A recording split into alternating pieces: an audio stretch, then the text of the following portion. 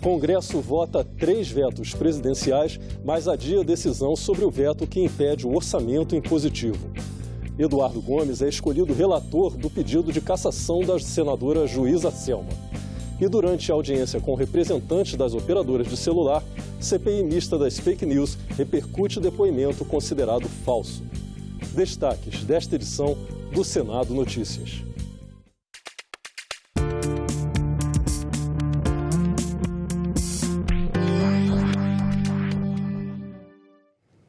Olá, boa noite.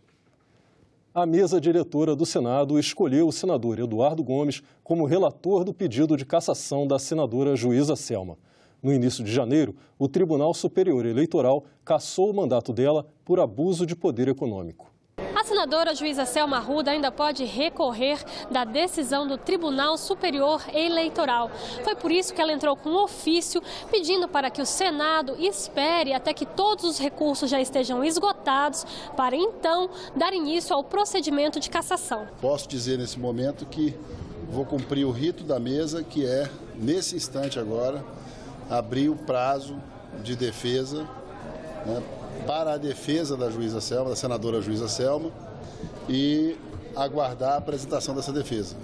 Não vamos entrar ainda na discussão de mérito, é um ato de declaração que foi enviado pela Justiça Eleitoral para o Senado Federal. O presidente do Senado explicou que não cabe à Casa mudar o resultado do julgamento. É um ato declaratório, nós não temos a capacidade de deliberação, é um ato de declaração. Então isso é o que está assegurado e nós vamos cumprir.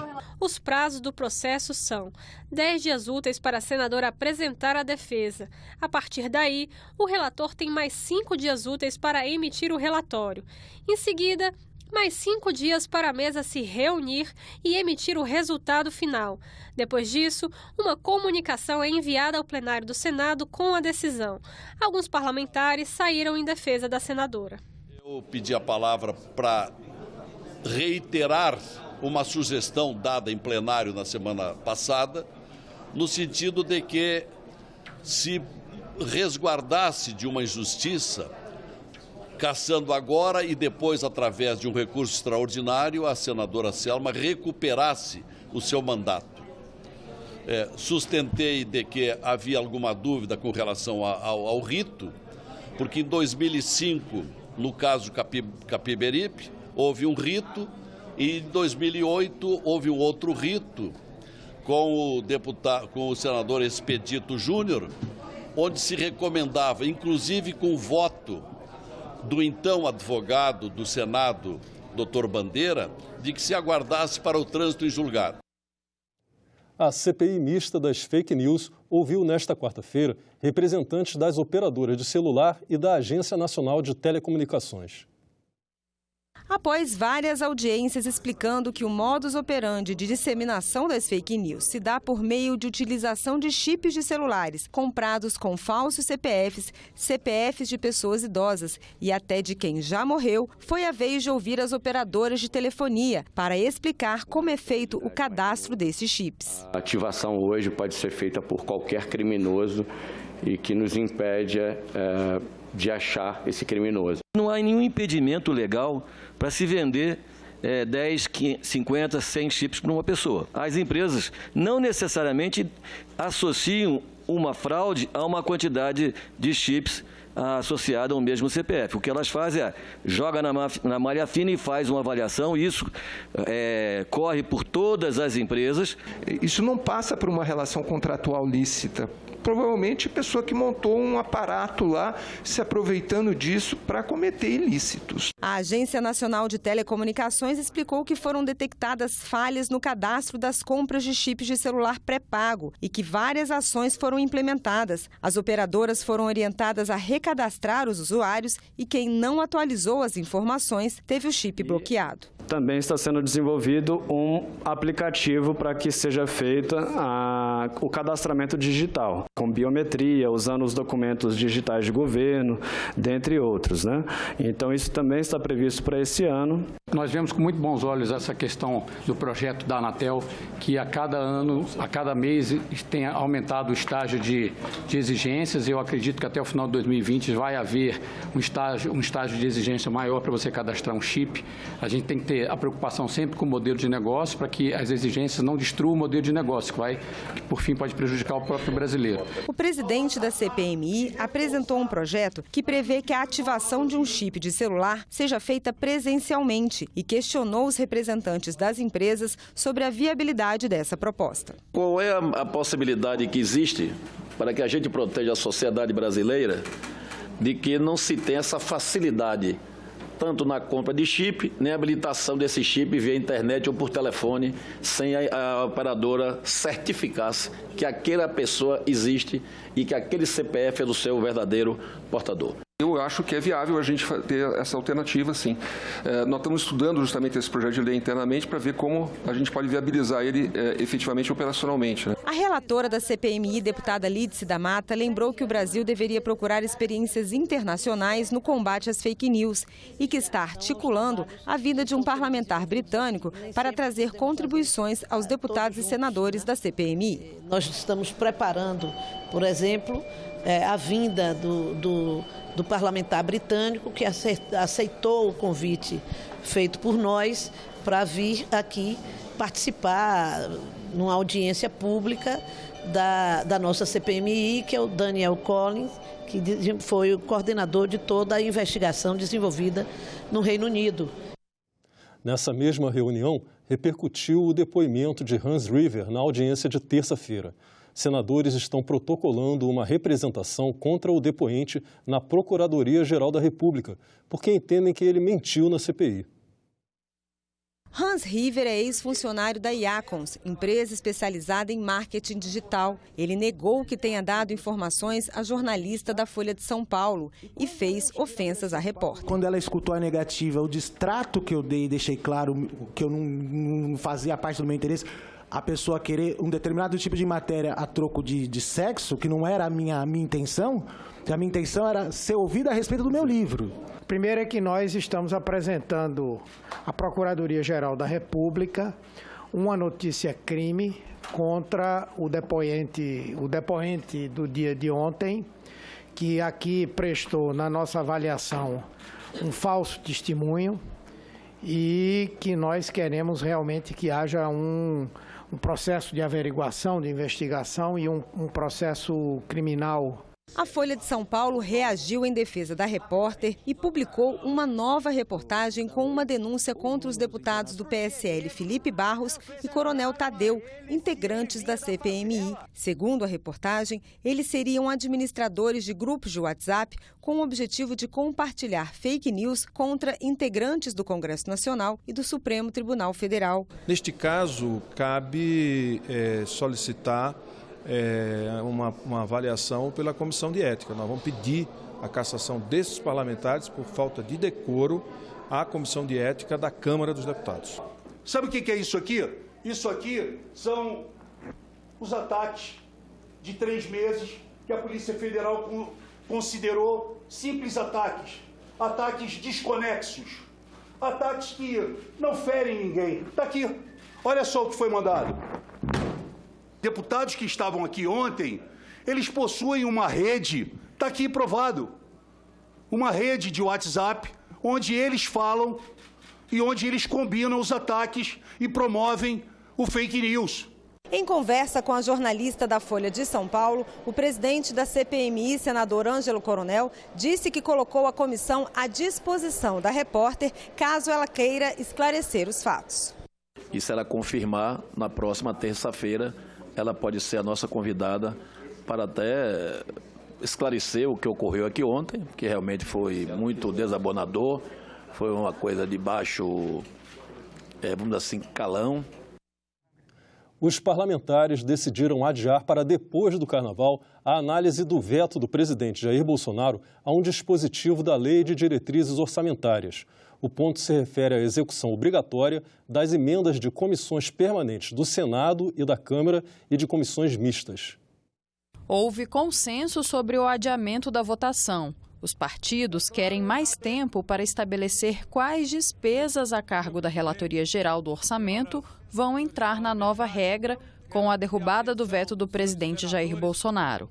Essas definições devem constar de um projeto de lei que será enviado em breve pelo governo. Outros 2 vetos totais foram mantidos: ao projeto que trata da regulamentação da interceptação da correspondência de presidiários e o veto à isenção de imposto para equipamentos de geração de energia elétrica por fonte solar.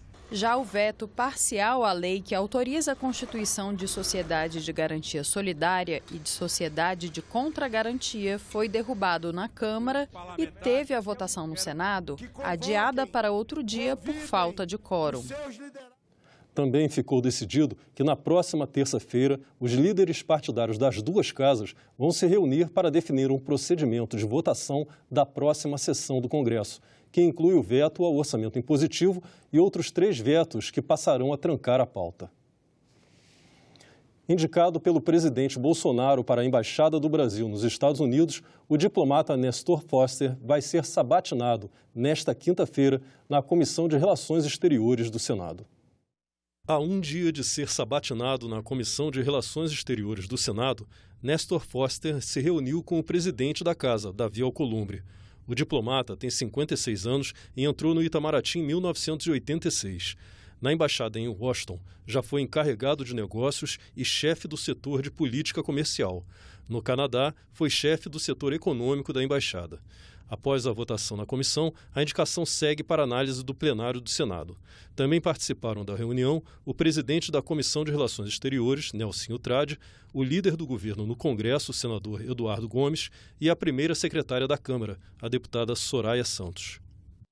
À tarde, o presidente Davi Alcolumbre se reuniu na residência oficial com sindicalistas da Federação Única dos Petroleiros e da CUT sobre a greve na Petrobras e a possibilidade de privatização da estatal. Os sindicalistas pediram a interlocução de Davi para abrir um diálogo dos trabalhadores com a presidência da empresa. Nós vamos convocar a consultoria, a advocacia do Senado para avaliar a questão das subsidiárias. A burla é pegar ativos que compõem a empresa mãe, ou seja, a própria Petrobras, e transformar em subsidiária, porque aí há uma brecha e, sendo uma subsidiária, poder ser vendida sem autorização do Congresso, porque foi criada sem autorização legal.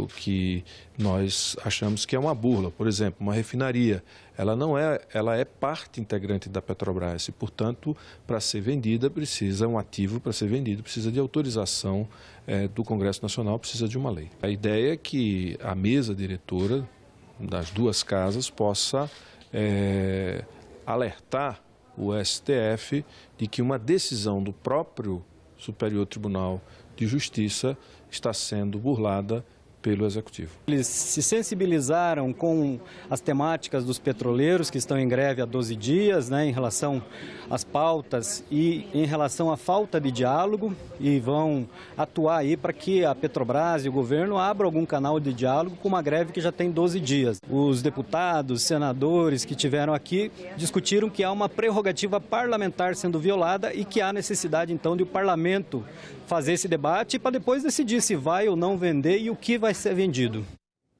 O senador Otto Alencar apresentou na reunião da Comissão de Constituição e Justiça desta quarta-feira o relatório sobre a PEC da revisão dos fundos públicos, que integra o Plano Mais Brasil do governo. O dinheiro acumulado nos fundos será usado no abatimento da dívida pública, mas o relator acrescentou finalidades. A votação está prevista para quarta-feira da semana que vem. O relator, senador Otto Alencar, analisou 33 emendas ao texto encaminhado pelo governo e apresentou uma nova versão do parecer, que já tinha sido apresentado no final do ano passado. Ele acatou total ou parcialmente apenas 4 emendas. Otto limitou a extinção dos fundos aos criados até o final de 2016. Ele retirou da PEC fundos que foram criados por lei, mas recebem receitas vinculadas definidas na Constituição.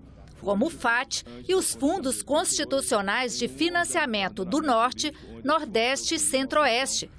Também preservou os fundos destinados à prestação de garantias e avais e os fundos instituídos pelo Poder Judiciário, TCUs, Ministério Público, Defensorias e Procuradorias Gerais dos Estados e Distrito Federal.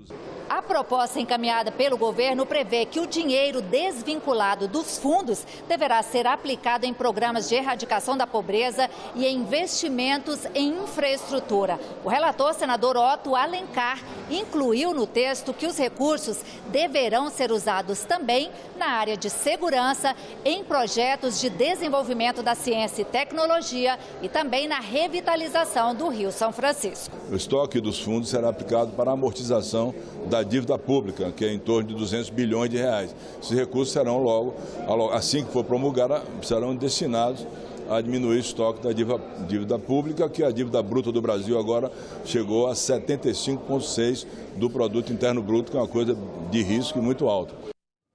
A Comissão de Constituição e Justiça aprovou também o projeto que obriga os presos condenados a ressarcir o Estado pelos gastos para a manutenção deles. O texto vai à votação no plenário.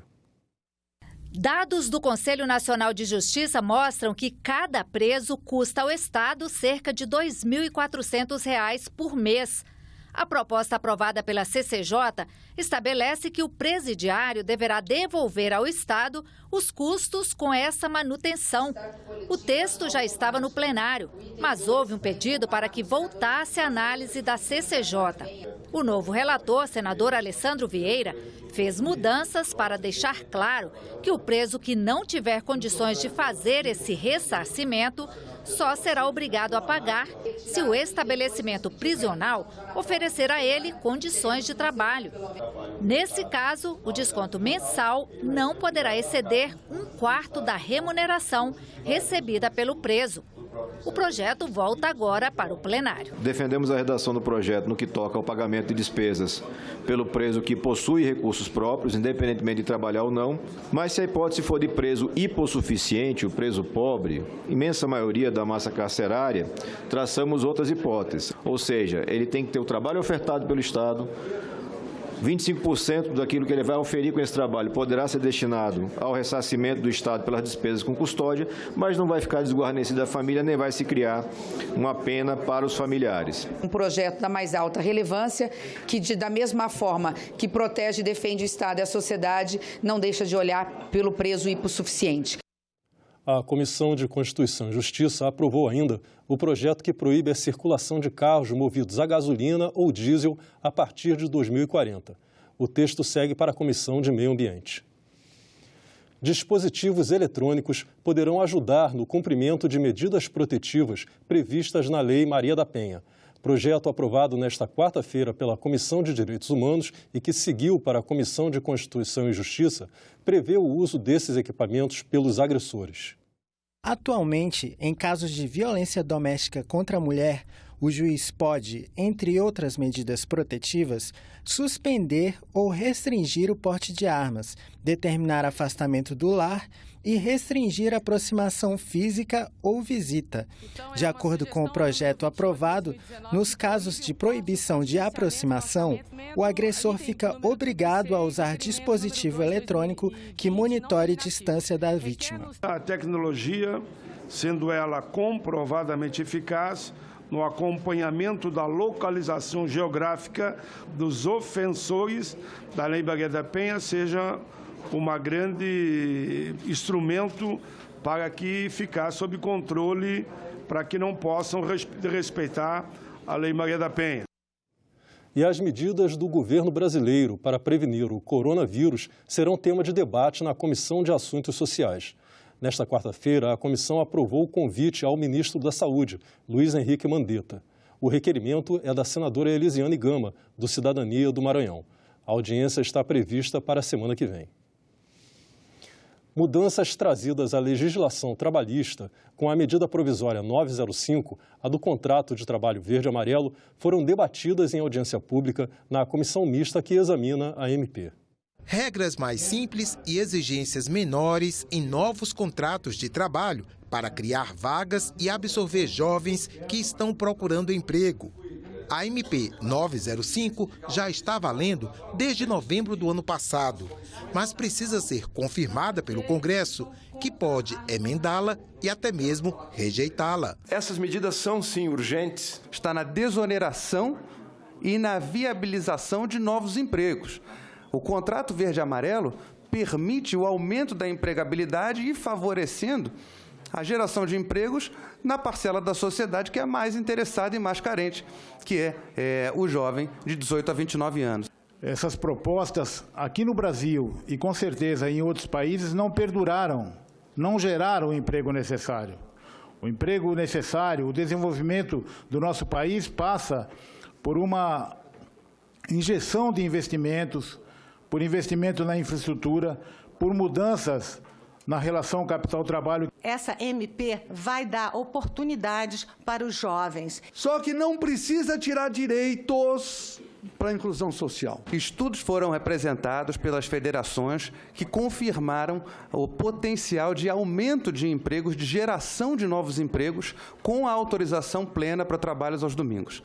Então, é um ponto da medida provisória que vai ter um impacto imediato e direto na geração de emprego. Aumentou a precarização, aumentou a uberização, a iFoodização, rapização, que é o pessoal que hoje aluga bicicleta lá do Itaú e trabalha para uma empresa que ele não tem vínculo e, se sofrer acidente, não tem para onde socorrer. Há quem queira mudar o texto da MP para ampliar seu alcance. Na prática, somente o segmento econômico privado que foi excluído foi o rural. E por que essa distinção conosco?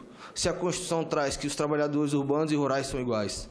Entendemos que aqui merece um ajuste. E há quem esteja preocupado que a simplificação de regras torne-se algo permanente. Há algumas questões positivas, a inflação baixa, a taxa Selic e assim por diante. Só que nós estamos, na realidade, valorizando o resultado, mas a origem, nós não estamos. Qual é a origem? O Brasil está patinando.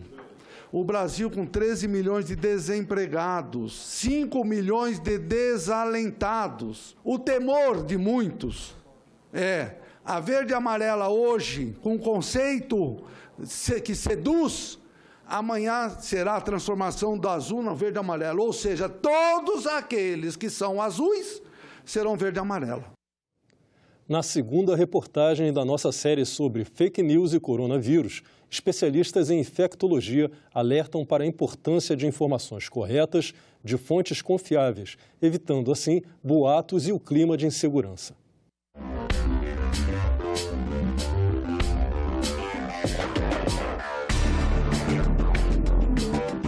O que você sabe sobre o coronavírus? Nas ruas, muitos boatos, fake news e desinformação. Sei que é um vírus, acho que não tem cura ainda, não sei muita informação, né? Eu vim saber agora, assim, né, aqui, essa reportagem na televisão, mas eu não entendo muito, não.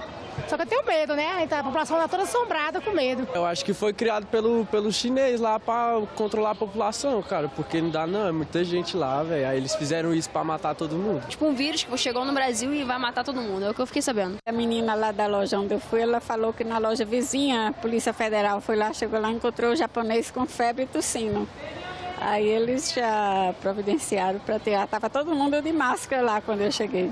Nesta e em muitas outras farmácias de Brasília, o estoque de máscaras simplesmente acabou.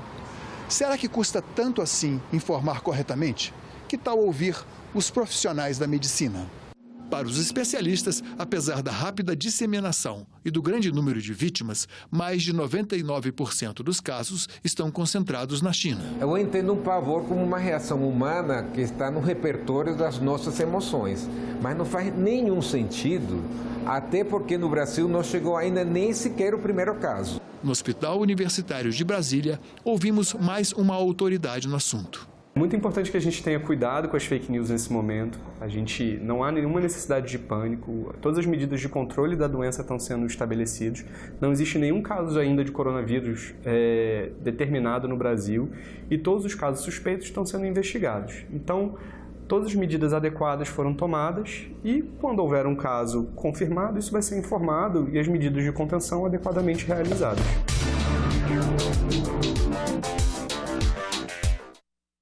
Ficamos por aqui. Você pode rever as reportagens desta edição na nossa página na internet, senado.leg.br/tv. Muito obrigado pela sua companhia e continue sintonizado aqui na TV Senado.